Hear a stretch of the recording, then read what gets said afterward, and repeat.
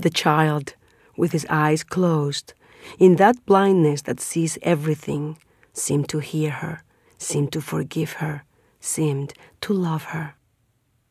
If I could only feel that you love me, that you understand me, that I am not a stranger to you, that I am not what frightens you, that I am not what hurts you, I would be capable of abandoning my life, leaving everything, if with it you, my adored son, son of my blood, son of my heart, could receive my love.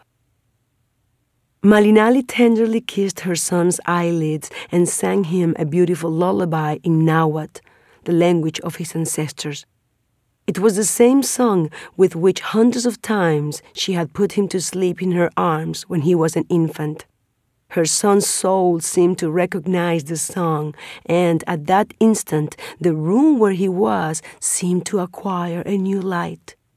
It was as if it were illuminated by a light source that came from none other than Malinali's heart. A blue light that passed through the body of the boy, who couldn't help but feel the profound love. And even though he was asleep, he smiled, and the smile said everything. For Malinali, that smile became an instant of love much more powerful than the long months of separation. Understanding and beauty had settled in the hearts of both mother and child. Malinali remained awake till dawn, till the first light of day grazed her son's eyelids, and he awoke. When the boy looked at his mother, he did not cry, but amply took her in, before falling asleep again in her lap. Martin, like his blind great-grandmother, experienced that in the silence of the gaze is where one can truly see. For Malinali, this was a knowledge that she had acquired as a child. In all the months that she had been apart from her son, and it had been impossible for her to see him, she had imagined him much better than now as she watched him at length. Inspired by that truth that illuminates all things, she spoke to her son in Spanish.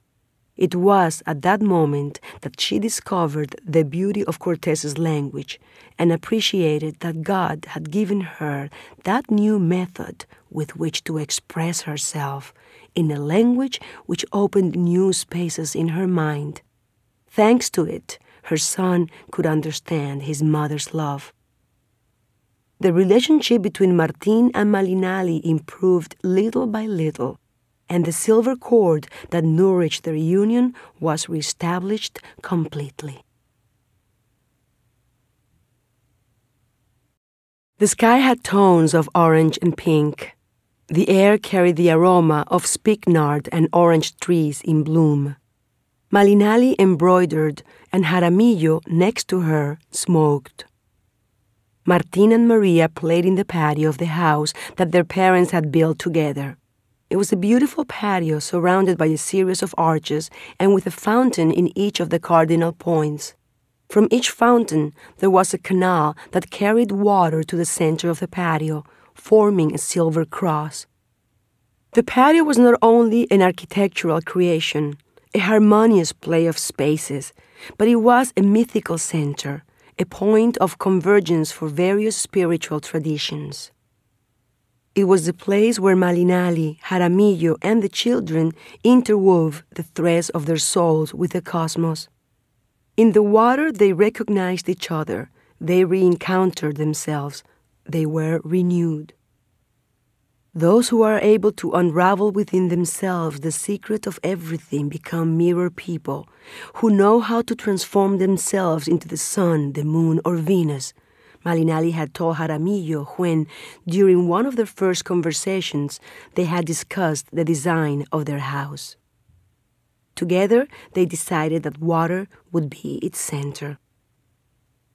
Both were delighted by water.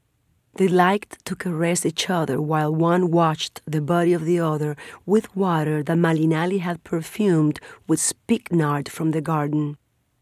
Sometimes they had to interrupt the bath to kiss.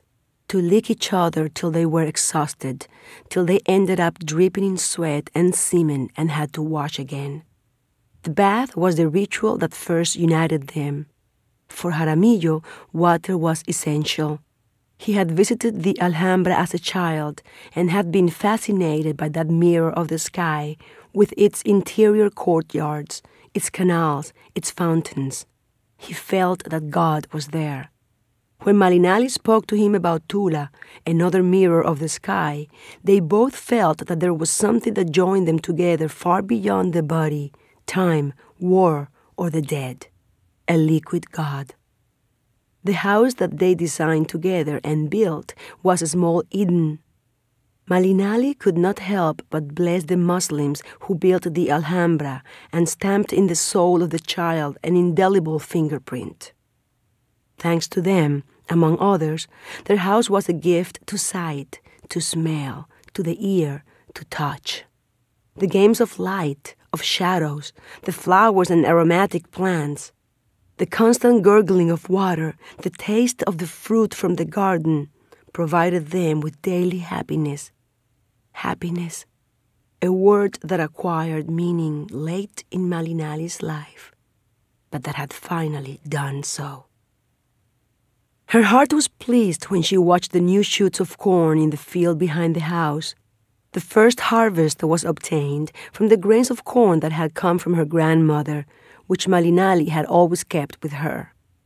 Next to the cornfield there was a garden where plants of European origin lived peacefully next to Mexican plants. Malinali loved to create new dishes. She would try new combinations of onions, garlic, cilantro, of basil, parsley, tomatoes, cactus, of pomegranate, plantains, mangoes, oranges, coffee, wheat, corn, and cacao. The new flavors in the food arose without resisting their mestizo origins. The different ingredients accepted each other without problems, and the result was surprising. It was the same result that she had achieved within her womb. Her children were the product of different bloods, different smells, different aromas, different colors. Just like the earth brought forth corn that was blue, white, red, and yellow, but allowed them to mix, it was possible to create a new race on the earth. A race that would contain them all. A race where the giver of life could be remade, with all manner of names and shapes. That was the race of her children. She loved to watch them run around the patio and play in the waters of the fountains that were reminiscent of Tula and the Alhambra at once. She liked that they spoke both Nahuatl and Spanish, that they ate bread and tortillas, but it pained her that they would not see what had been the valley of Anahuac, what had been Tenochtitlan. The more she tried to describe it to them, the more impossible it seemed. So she decided to sketch for them a codex, her familiar codex, and teach them how to decipher its language, understand her signs. It was important that aside from learning to read Spanish, they learn how to read codices. A Mayan poem said that those who are looking, those who are telling, those who noisily turn the pages of painted books, those who have in their power the black ink and the red ink, the paintings, they take us, they guide us, they show us the way. It was important that she and her children knew the same things to be able to speak about the same things, to walk down the same paths. Perhaps if she and Jaramillo had not gone through the same events, it would be difficult for them to understand what the conquest had been. Malinali wanted the same complicity between her and her children, and because of this, she was willing to learn to read and write Spanish. In the mornings with Martín, she forced herself to scribble letters and numbers. The one that caught her attention was the number 8. She felt that it was a symbol of mixed ancestry. There were 2 circles united by the center through the same invisible point, forever within each other. In the afternoons, she liked to play with her children, grab them by their feet and spin them through the air like her grandmother had done with her. When she got tired, she let them play by themselves and sat down to embroider huipiles as her children kept running around, and Jaramillo, her husband, dedicated himself to carving wood. Malinali considered embroidering and wood carving more than just artisan activities. Each was an exercise that nourished patience. Patience was the science of silence, where rhythm and harmony flowed naturally from stitch to stitch, from hammer to chisel. It was through such ritualistic and quotidian exercise that both were able to achieve luminous states of consciousness, where inner peace and spiritual richness were their objective and reward. That afternoon, while they drank tea made from orange leaves, Jaramillo stopped working on a carving of the Virgin of Guadalupe for the children's bedroom. "Marina," he asked, "do you want to go to Mass tomorrow?" "No." "Do you want to go?" "No." Every year, a Mass was celebrated for the fall of Tenochtitlan. Malinali did not like to go. She didn't like to bring back to mind the dead, the weeping, the crying. But what really bothered her was that the prayers were said before a crucified Christ, before the image of the new God, the God whose flesh was nailed to wood, the God with the bloodied body. It was horrifying for her to see it, for her mind had always rejected human sacrifices. It bothered her that the wound on the side reminded her of the wound made by obsidian knives in the chests of the men sacrificed in the temple of Huitzilopochtli. The crown of thorns bothered her also, and the dry, coagulated blood. It made her want to save that man from the torment, to free him. She couldn't stand to look at him. His sacrifice was eternal, and it spoke to the fact that, in spite of the conquest, there had been no change in these lands. The fall of the empire had meant nothing. The ritual of sacrifice had survived, and it would be the heritage of those that remained. That Christ on the cross was pain without end. He was death eternal. Malinali did not believe that the sacrifice had created light, let alone that light could have been found within such a sacrifice. So she would rather not attend the ceremony and not see the sacrificed Christ. She would rather see life than death.